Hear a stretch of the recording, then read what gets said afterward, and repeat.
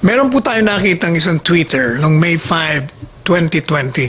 At ito'y galing sa isa pa namang kaibigan natin, si Karen Davila.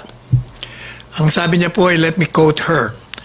Ang sabi niya ay, sa dami ng problema ng Pilipinas, sa dami na nagkakasakit at namamatay sa COVID, sa laki ng problema ngayon sa ekonomiya, sa dami ng nawala ng trabaho, dahil sa COVID, talagang pagpapatigil ng ABS-CBN ang inaatupag nila. Ibig sabihin yung nila, yung gobyerno. Hindi ko maintindihan kung nasaan ang puso nito. Mali ka, Karen. Malayong malayo yung binabanggit mo na ang inaatupag ng pamahalaan ay ang pagpapahinto ng ABS-CBN.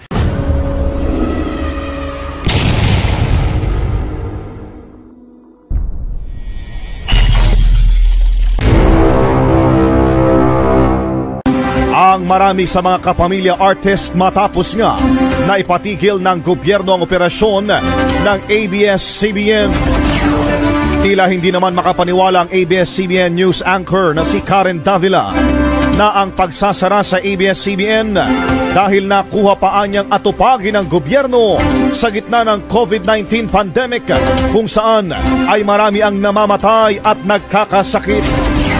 Nagpahayag din ng pagkaalarma ng suporta ang iba pang kapamilya celebrities tulad ni Joshua Garcia, Bella Padilla, Julia Barreto, Vice Ganda, Kim Chu, Liza Soberano at marami pong tumalima ang broadcast giant na ABS-CBN sa kautusan ng National Telecommunications Commission na pagtigil sa kanilang operasyon matapos mapaso ang kanilang legislative franchise noong Lunes. Kagabi matapos lang i-ere ang news program ng istasyon ay ganitong nag-sign off. Sa isang pahayag sinabi naman ng pamunuan ng ABS-CBN na milyong-milyong Pilipino ang mawawalan ng source of news and entertainment matapos na ipatupad nila ang pag-off-air sa TV at radio station sa buong bansa. Git ng network, ito sana ang panahon na kailangan ng mga tao yung crucial at timely information sa gitna ng kinakaharap na bansa o ng bansa na COVID-19 pandemic. Kasabay nito nakiusap naman ang pamunuan ng network na kailangan din ng istasyon ng sapat na panahon upang maisaayos ang pag-shutdown sa mga kagamitan nito kasabay ng pagbibigay ng abiso sa kanilang mga tagapanood at tagapakinig. Ilinaw ng National Telecommunications Commission o NTC na ang pag-i-issue nila ng cease and desist order laban sa ABS-CBN ay walang kinalaman sa banta ng Office of the Solicitor General na makakasuhan ng kanilang mga commissioners. Ayon kay NTC Deputy Commissioner Edgardo Cabarios, ang desisyon ng komisyon ay maingat na pinag-aralan ng kanilang legal team. Una nang nagbabala ang OSG sa NTC Commissioners na maaaring maharap sa Anti-Graft and Corrupt Practices Act sakaling magbigay ito ng issue o ng provisional authority sa ABS-CBN Corporation at sa kanilang affiliate para makapag-operate matapos mapaso ang kanilang prangkisa. Giit ni Cabarios, kailanman ay hindi nagbigay ang NTC ng provisional authority sa kahit na anong expiring congressional franchise. Samantalang nilinaw rin ito na maaari pang maka-ere ang ABS-CBN ng kanilang mga content sa kahit anong platform dahil tanging physical broadcasting facilities ang pinatigil ang operasyon. Well, I don't think NTC will let any institution influence its decision. No? Alam niyo po, in administrative law, yung dalawang konsepto po, yung exhaustion of administrative remedies at saka yung doctrine of primary jurisdiction, ayan po yung nagsasabi na kapag very specialized yung issue sa batas, kinakailangan hayaan mong desisyonan yung ng mga tribunal o mga quasi-judicial bodies na merong sapat na kakayahan para desisyonan yung bagay na yan. Ang issue po ng prangkisa sa broadcast industry ay isang ganyang bagay, and that is why the official position of the President is, since the matter is pending with the NTC, we will respect the decision of the NTC, pero sa ngayon po, antayin muna natin ang desisyon ng NTC. Well, sigurado po ako isa to sa mga bagay na ikokonsidera ng Kongreso ngayong pinag-uusapan na po kung bibigyan ng renewal ng prangkisa ang ABS-CBN. So kung sa tingin po ng Kongreso na makaka-epekto sa decision nito, I'm sure they will consider it. No? So we leave that matter to Congress because they are the ones, they are the only ones who can decide on whether or not ABS-CBN should be given a renewal of its franchise. Meron po tayo nakitang isang Twitter noong May 5, 2020. Ito'y galing sa isa pa namang kaibigan natin, si Karen Davila. Ang sabi niya po ay, let me quote her. Ang sabi niya ay, sa dami ng problema ng Pilipinas, sa dami na nagkakasakit at namamatay sa COVID, sa laki ng problema ngayon sa ekonomiya, sa dami ng nawala ng trabaho, dahil sa COVID, talagang pagpapatigil ng ABS-CBN ang inaatupag nila. Ibig sabihin yung nila, yung gobyerno. Hindi ko maintindihan kung nasaan ang puso nito. Alam po ninyo, unang-una, let me preface my discussion of this by saying that Karen Davila is a personal friend. Mali ka, Karen. Malayong malayo yung binabanggit mo na ang inaatupag ng pamahalaan ay ang pagpapahinto ng ABS-CBN. Ang inatupag po ng pamahalaan, you should know this. From the very start, nag-respond kagad ng presidente. Nakita mo siya pa ang unang-una. Isa sa mga unang leader sa Asians na nag-ban ng travel na nanggagaling doon sa ibang bansa na merong COVID at nag-ban din ng paalis.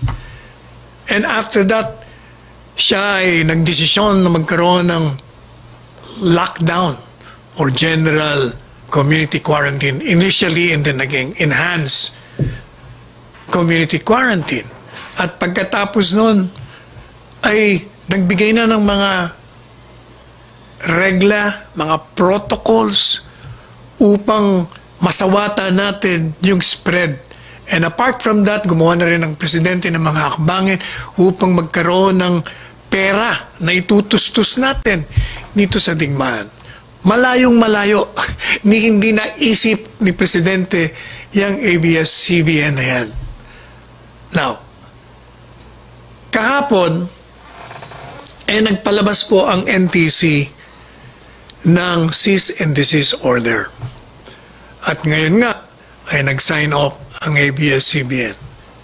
Tayo po ay nalulungkot personal sapagkat ako po, kung hindi nyo pa na alam, ako po ay nagprograma sa ABS-CBN at katandem ko pa si Pinky Webb dyan sa Pasada 7. At marami akong naging kaibigan dyan.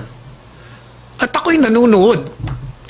Nalungkot din po tayo. Pero gaya ng sinabi ko, Karen, sa'yo, sa programa mo noon, ang presidente, kung meron man siyang naging pahayag na sa tanaw ng iba ay gusto niyang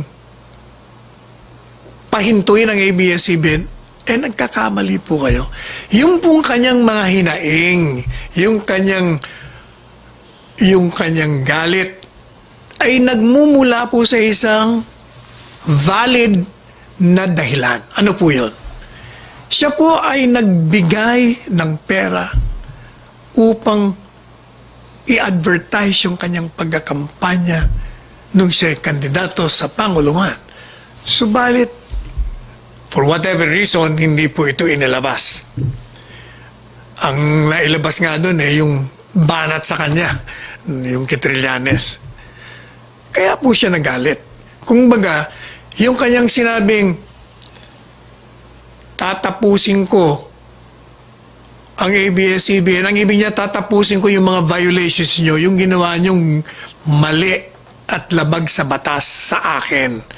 Pero, hindi po ba, Miss Karen, ano bang sabi ko sa iyo noon? Matagal ko na po sinasabi yun. Na ang kapangyarihan ng pagbibigay ng prangkisa the authority to grant the franchise at yung prangkisang natapos na at yung renewal, hindi po kay Presidente. Paulit-ulit na po nating sinabi yun, na yun po ay nasa Kongreso. Yun po ang sinasabi ng batas. At sinabi na rin po natin to at marami na rin sumunod, na yung pong ABS-CBN franchise was to expire much earlier nung dinidiskusyon pedo.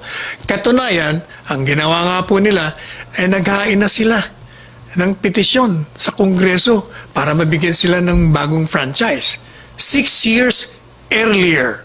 Sa madalit sabi, ay panahon pa po ng Aquino administration, mayroon na nakabinbin sa Kongreso. Subalit, hindi po nabigyan, hindi natalakay sa Kongreso. Dumating ngayon ang Presidente sa panahon ngayon. Hindi rin po natalakay. Hindi nyo naman po pwedeng itapon ng sisi kay Presidente kung itong NTC ngayon ay nagbigay ng cease and desist order sapagkat yun naman po ang tinatakda ng batas. Ang sinasabi po ng batas at ito naman pinanigan ng Korte Suprema na yung pagbibigay ng prangkisa ay nandun lamang yan sa Kongreso. Kung wala ka ng prangkisa, hindi ka na po pwedeng mag-operate. Ito namang NTC, nag-aral po ng batas. Pinag-aralan nila ng gusto sapagkat nakabinbin sa kanila yung problemang yun. Nagdesisyon po sila na ayon sa kanilang pag-aaral, ay hindi po pwedeng magbigay ng provisional authority kahit na ang Kongreso ay nagbigay na ng resolusyon. Sapagkat meron pong sinasabi naman ng Korte Suprema, kahit nga may resolution, hindi binding yan. Kailangan magpasa ka ng batas na nagbibigay. Yan po ay matagal na nating sinasabi. Kaya nung mag-file nga po si Soljan Kalida ng petisyon, ng co-waranto, dahil merong mga paglabag ng violations.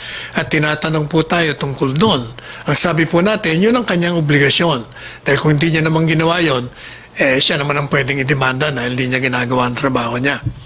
And sabi po natin noon, may remedyo naman po dyan. Sabi natin, ang Kongreso, ang kausapin natin na talakayin nila at pag-usapan nila kung karapat-dapat o hindi karapat-dapat na bigyan ang ABS-CBN ng Kongreso.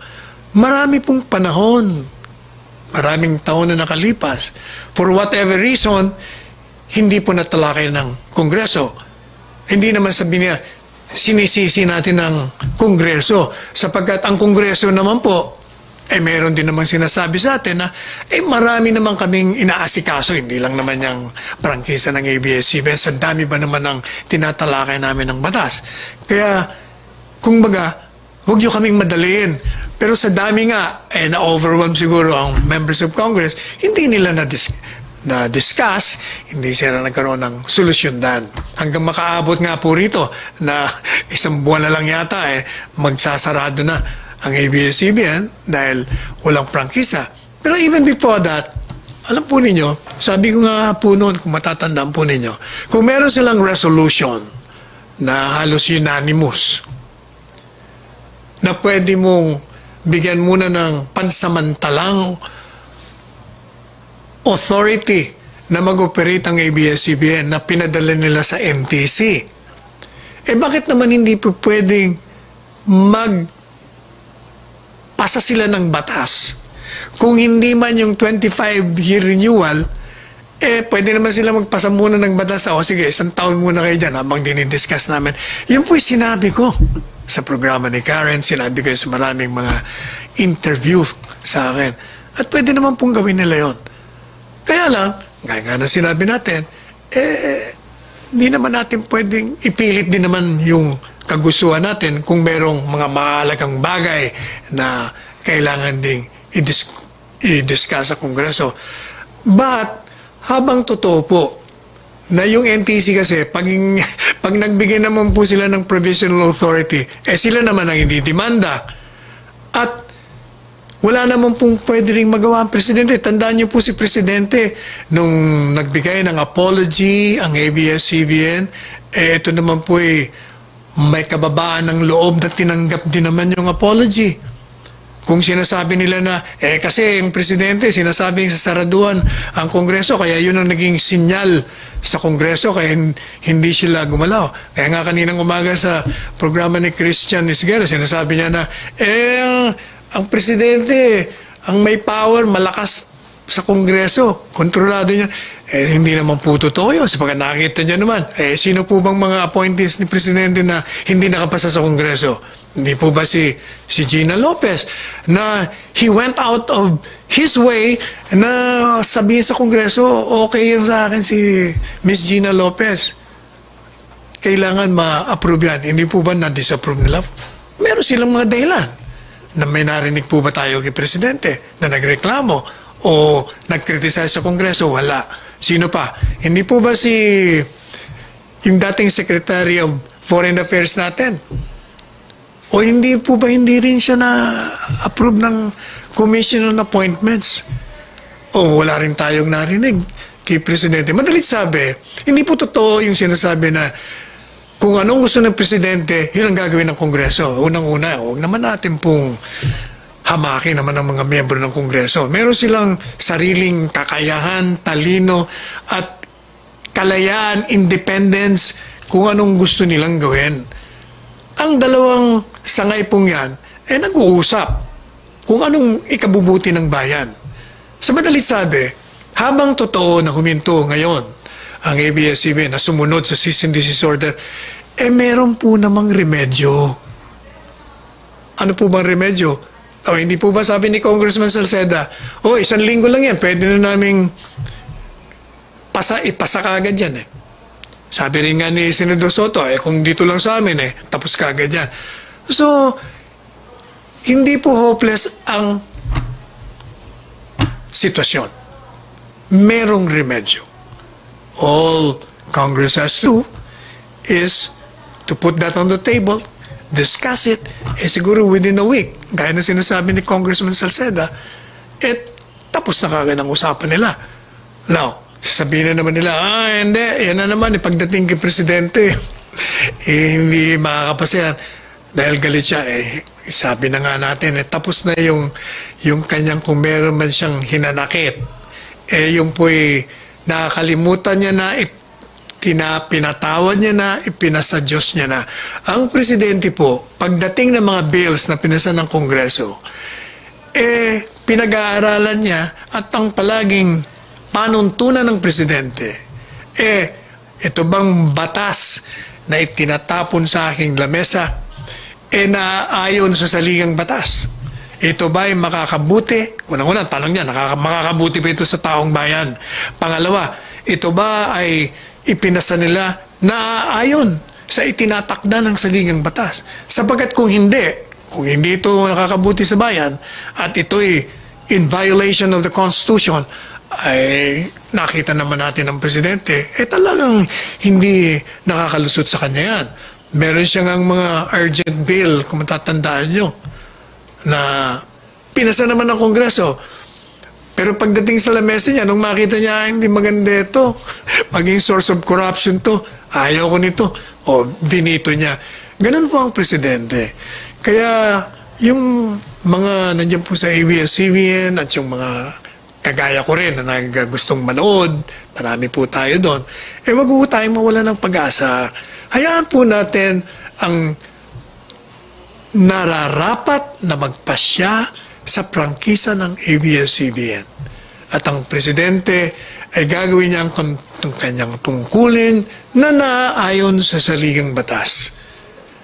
Huwag po tayong mawawala ng pag-asa. Palagi pong, hindi ba sinasabi niya, at the end of the tunnel there is light.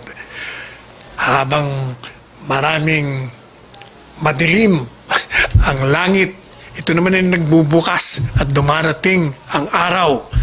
So, huwag po tayong mawawala ng pag-asa. Ang ating dakilang lumika ay palagi namang nandyan. Kung anumang suliranin natin, tayo po'y magdasal sa Kanya at bigyan ng kaliwanagan tayong lahat.